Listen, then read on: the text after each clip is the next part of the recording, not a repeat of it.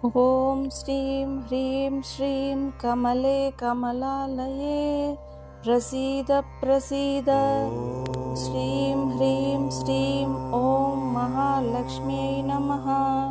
दुर्गे स्मृता हरसि भीतिमशेषजन्तोः स्वस्त्यै स्मृता मतिमतीव शुभां ददासि। कांसोऽस्मितां हिरण्यप्राकारामात्रां ज्वलन्तीं तृप्तां तर्पयन्तीं पद्मे स्थितां पद्मवर्णां तामिहोपह्वये श्रियं। दारिद्र्यदुःखभयहारिणिका त्वदन्या सर्वोपकारकरणाय सदार्द्रचित्ता। ॐ श्रीं ह्रीं श्रीं कमले कमलालये प्रसीद प्रसीद। श्रीं ह्रीं श्रीं ॐ महालक्ष्म्यै नमः।